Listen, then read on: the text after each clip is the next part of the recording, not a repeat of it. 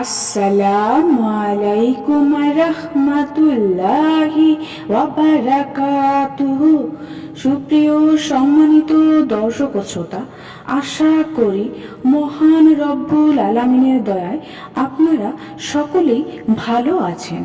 সুপ্রিয় সম্মানিত দর্শক ও শ্রোতা, আল্লাহ রব্বুল আলামিনের ৯৯টি নাম রয়েছে। প্রতিটি নামেরই আলাদা আলাদা পাওয়ার রয়েছে এবং ফজিলত রয়েছে।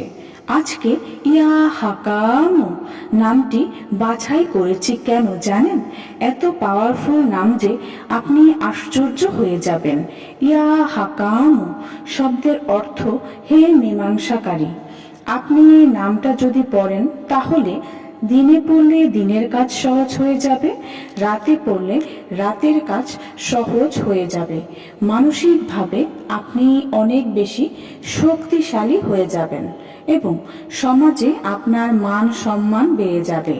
আপনি ঘুমাতে যাওয়ার সময় ঘুমিয়ে ঘুমিয়ে যদি নামটি পড়তে থাকেন তাহলে কিন্তু আপনি গোপন সংবাদ প্রাপ্ত হবেন। কঠিন কাজগুলো সহজ হয়ে যাবে। আরও বেশ কিছু ফজিলত রয়েছে।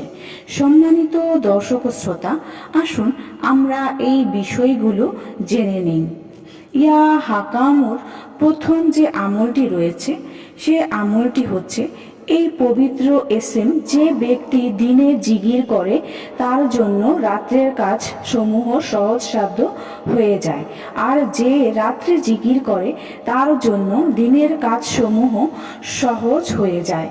সুপ্রিয় সম্মানিত দর্শক ও শ্রোতা, এর দ্বিতীয় যে আমলটি রয়েছে সেই আমলটি হচ্ছে নিয়মিত রাতের মধ্য অংশে উঠে অজু করে পাক পবিত্র হয়ে ইসিমটি ১২১ বার পাঠ করলে ইনশাআল্লাহ মানসিক পবিত্রতা অর্জন হবে, সূক্ষ্ম তত্ত্বের উৎপাদন পাবেন। সুপ্রিয় সম্মানিত দর্শক ও শ্রোতা, ইয়া হাকামুর তৃতীয় যে আমলটি রয়েছে, যে ব্যক্তি এই এসেম মুবারক সদা সর্বদা পাঠ করে সে ব্যক্তি যা কিছু বলবে অন্য সবে তা আগ্রহের সাথে মনোযোগ সহকারে শ্রবণ করবে এবং সমাজে তার মর্যাদা অক্ষুণ্ণ থাকবে। সুপ্রিয় সম্মানিত দর্শক ও শ্রোতা, ইয়া হাকামুর চতুর্থ যে আমলটি রয়েছে সে আমলের কথা না বললেই নয়।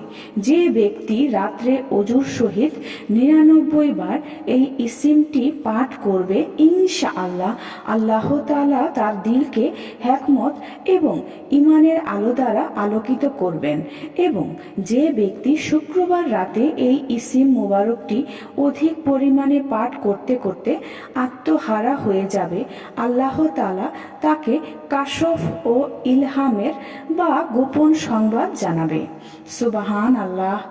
সুপ্রিয় সম্মানিত দর্শক শ্রোতা, ইয়া হাকামুর পঞ্চম যে আমলটি রয়েছে সে আমলটি হলো যে ব্যক্তি প্রত্যহ ফজরের নামাজের পর এই নাম ৮০ বার জিগির করে স্বীয় বক্ষে একবার ফুঁক করবে এবং সে জীবনে কোনো বিষয়ে কারো মুখাপেক্ষী হবে না।